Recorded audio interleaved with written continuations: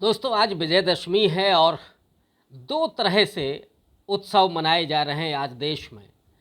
जो सवर्ण हिंदू है वो खास करके रावण के संहार, रावण की पराजय और राम के विजय के रूप में इसको मनाता है और रावण के पुतलों का दहन आज पूरे देश में चल रहा होगा।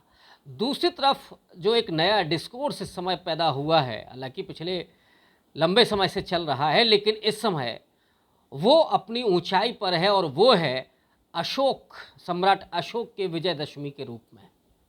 लेकिन गौरतलब है कि आज आरएसएस के चीफ मोहन भागवत ने अपने नागपुर मुख्यालय से जो भाषण दिया है, ये उनकी परंपरा है, क्योंकि विजयदशमी के दिन ही 1925 में आरएसएस की स्थापना हुई थी और अपने स्थापना दिवस पर प्रतिवर्ष ये भाषण होते हैं। और इधर जब से भारतीय जनता पार्टी की सरकार है तब से तो आरएसएस की जो हैसियत है वो भारत में जिस तरह से बढ़ी है या केंद्रीय हुई है वो हम सब जानते हैं। मोहन भागवत ने जो आज वक्तव्य दिया है उसकी चर्चा होना ज़रूरी है। दो महत्वपूर्ण बातें उन्होंने कही है कि एक तो दलितों को लेकर के और दूसरा मुस्लिम जनसंख्या को लेकर के। इन दो पर मैं बात करूंगा। पहली बात उन्होंने कही कि हमारे समाज में कुछ लोग किसी को घोड़ी पर नहीं चढ़ने देते हैं और ये गलत है। बड़े मासूमियत से उन्होंने कहा कि ये गलत है, ये नहीं होना चाहिए। मुझे याद आता है गुजरात के ऊना कांड से लेकर के और उत्तर प्रदेश के हाथरस में उस बेटी के बलात्कार तक की घटनाएं, और निरंतर ये घटनाएं चल रही हैं। क्या ये गलत है? सिर्फ दलितों के मूंछ काट लेना, उनको मोटरसाइकिल पर नहीं बैठने देना, उनको पेशाब पिलाना, उनकी औरतों के साथ बलात्कार करना, उनकी खाल खींच लेना, ये सिर्फ बुराई है या ये अपराध है? मोहन भागवत ने क्यों नहीं कहा कि जातीय आतंकवाद है? मोहन भागवत ने क्यों नहीं ये अपील की कि इस पर कोई बड़ा कानून आना चाहिए, पॉस्को एक्ट की तरह? अब लगता है कि संविधान में जो आर्टिकल 17 के जरिए अस्पृश्यता का निर्मूलन किया गया था वो पूरा नहीं हुआ और इसीलिए 1989 में राजीव गांधी की सरकार ने एससी एक्ट लाए, उससे भी काम नहीं हो रहा है। फिर से जिस तरह से दलितों पर हमले हो रहे हैं, उनका उत्पीड़न हो रहा है, इसलिए ज़रूरी है कि यूएपीए की धाराएं लगे, उसमें देशद्रोही इसको घोषित किया जाए और इसे जातीय आतंकवाद घोषित किया जाए। दूसरी तरफ मोहन भागवत ने मुसलमानों के जनसंख्या को लेकर के जो टिप्पणी की है वो भय पैदा किया है, वो आशंका पैदा की है। और उनका कहना ये है कि इस देश में जो धार्मिक जनसंख्या का असंतुलन पैदा हो रहा है वो इस देश को खंडित भी कर सकता है।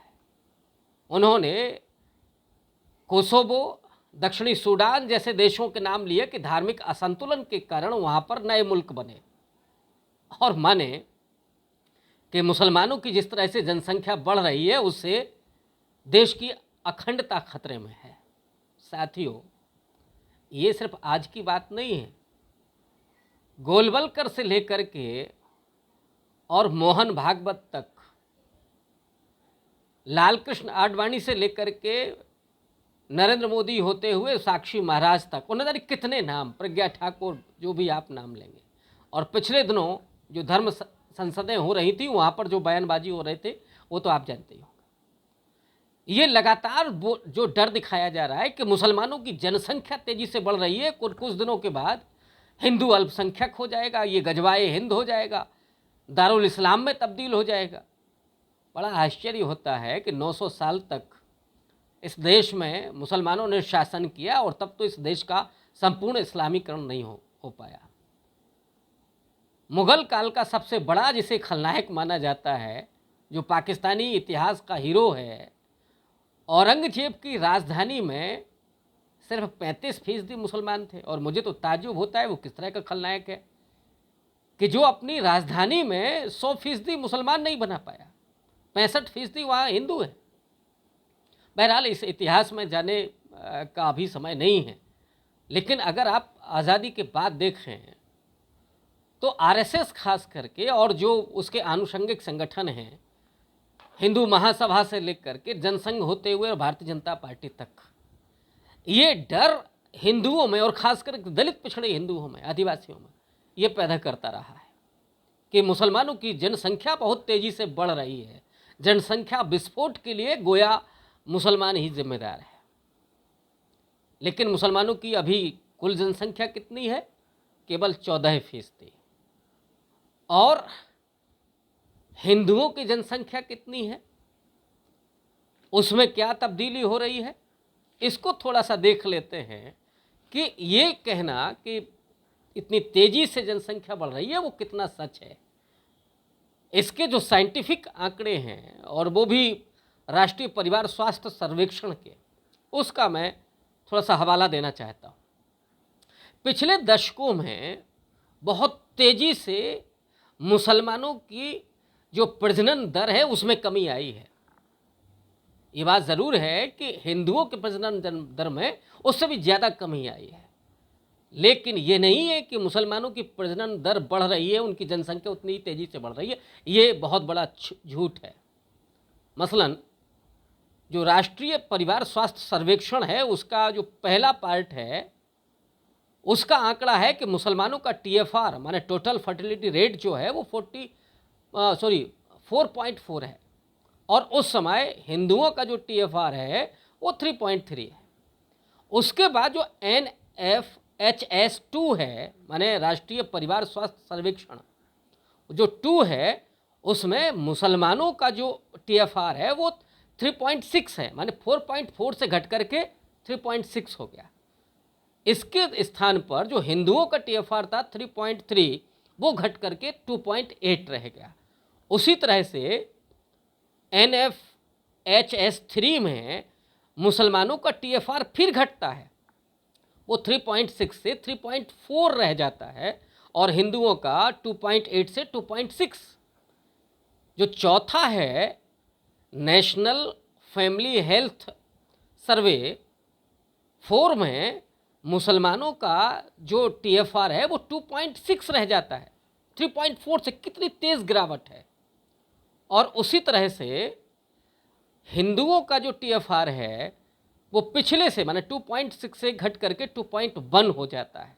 अब इसमें अगर हम तुलना करें, जहाँ 3.4 से घट करके 2.6 होता है, इसमें पॉइंट आपका 10% की गिरावट हो रही है, 0.8 की गिरावट हो रही है, जबकि हिंदुओं के TFR में 0.5 की गिरावट हो रही है। माने इस समय आकर के जो मुस्लिम प्रजनन दर है वो तेजी से गिरी है, और इसका जो संबंध है वो संबंध गरीबी से होता है, अशिक्षा से होता है, अज्ञानता से होता है। इसका संबंध धर्म से नहीं है। और ये बात मैं इसलिए पुख्ता तौर पर कह रहा हूँ कि हिंदुओं में भी जो दलित हैं, जो गरीब अति पिछड़े हैं, उनका अगर आप TFR देखिएगा, उनकी अगर प्रजनन दर देखिएगा तो ज़्यादा आपको मिलेगी सवर्ण हिंदुओं की तुलना में। सवर्ण हिंदुओं बल्कि 1 या 2 मैक्सिमम 2 बच्चे, अधिकांश तो अब 1 बच्चे को लेकर के परिवार बना रहे, क्योंकि उनके लिए स्वास्थ्य शिक्षा उसकी वो बहुत अच्छी व्यवस्था करना चाहते हैं, उनको कोई डर नहीं है। लेकिन जो दलित और जो पिछड़ा है, जो आदिवासी है, पहले तो उनमें शिक्षा की कमी है, दूसरा गरीबी है, तो उनको बच्चों के खोने का भी डर रहता है कि स्वास्थ्य की सुविधाएं उन तक नहीं है, इसलिए वहाँ पर ज़्यादा बच्चे पैदा होते हैं। तो इसलिए अभी चूँकि मुस्लिम और भी ज़्यादा गरीब और भी ज़्यादा अशिक्षित हैं, लिहाजा उनके यहाँ प्रजनन दर ज़्यादा है, कम उम्र में शादियाँ हो रही हैं। और एक बड़ा जो प्रभाव है जो जनसंख्या विस्फोट के रूप में दिखाया जा रहा है कि बहुत तेज़ी से भारत की जनसंख्या बढ़ रही है और कुछ दिनों के बाद वो चीन की जनसंख्या से भी पार हो जाएगी, ये बात सही है।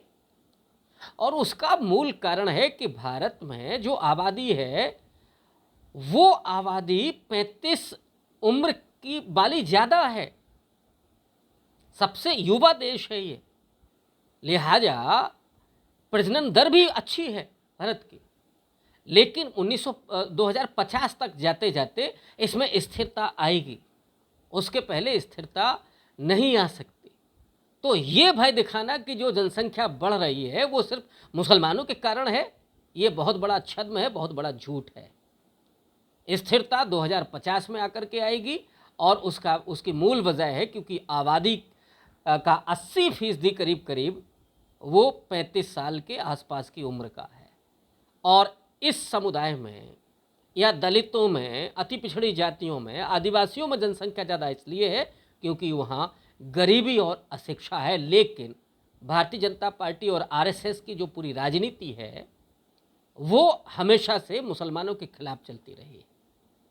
याद कीजिए, नरेंद्र मोदी 2002 के दंगों के बाद, तब वो गुजरात के मुख्यमंत्री थे, जब वहाँ पर जो नरसंहार हुआ था मुसलमानों का, जो कत्लेआम हुआ था, उसमें जब शिविर बनाने की बात आई थी तो नरेंद्र मोदी ने इनकार करते हुए कहा था कि शिविर क्या इसके लिए बनाऊं कि हम 5 और हमारे 25 के लिए। हम 5 का मतलब है कि एक पुरुष, उसकी 4 बीवियां और उसके 25 बच्चे। क्या आपने कभी किसी ऐसे मुसलमान को देखा है जिसकी 4 बीवियां हों और उसके 25 बच्चे हों?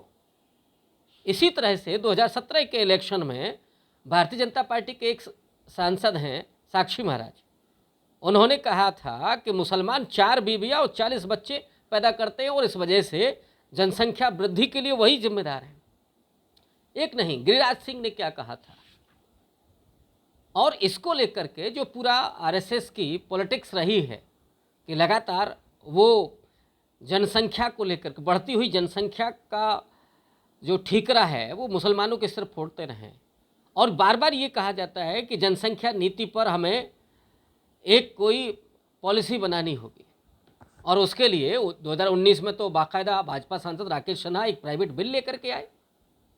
एक और भाजपा सांसद उसी साल 2 महीने के बाद अजय भट्ट, वो भी एक प्राइवेट बिल लेकर के आए थे कि साहब छोटे परिवार के लिए जनसंख्या नियंत्रण पर कोई नीति होनी चाहिए। सवाल ये है कि भारतीय जनता पार्टी 8 साल से शासन में है, सत्ता में है, वो क्यों इस तरह का कोई बिल नहीं लेकर के आती है और क्यों वो आंकड़े जारी नहीं करती है। ये जो झूठ और जो छद्म चल रहा है वो दरअसल मुसलमानों को खलनायक बना करके दलित और पिछड़ों के उन सवालों का या नौजवानों, किसानों के उन सवालों का जो रोज़मर्रे की ज़िंदगी से जुड़े हुए हैं, महंगाई है, बेरोज़गारी है, दलितों का उत्पीड़न है, आरक्षण खत्म जो किया जा रहा है, नौकरियां उनसे छीनी जा रही हैं, उनकी संपत्ति उनकी छीनी जा रही है, उनके बच्चों के लिए स्वास्थ्य और शिक्षा नहीं है, विश्वविद्यालय खत्म किए जा रहे हैं। ये सवाल लोग भूल जाएं, इसलिए इस देश की समस्याओं के लिए मुसलमानों को जिम्मेदार बता दिया जाए। ये जो राजनीति है इसको समझने की ज़रूरत है और इसलिए सच तथ्यों के आधार पर आना चाहिए और बगैर तथ्यों को जाने समझे, बगैर साइंटिफिक तथ्यों को जाने समझे कभी गुमराह मत होइए। इस देश की समस्या महंगाई, बेरोज़गारी, बढ़ता भ्रष्टाचार और शिक्षा और स्वास्थ्य है। एचडीआई के आधार पर ये सरकार क्यों नहीं तय करती है? लोक कल्याणकारी ये राज्य नहीं बचा है। अब 5 किलो अनाज दे करके इस देश के नागरिकों से उनका नागरिक बोध छीन लेना, उन्हें भिखारी बना देने की पॉलिसी चल रही है और सारी समस्याओं का ठीकरा मुसलमानों के सिर पर फोड़ देना, ये किसी भी तरीके से न तो ठीक है और न ही भारतीय समाज और राज्य के हित में है। बहुत बहुत शुक्रिया।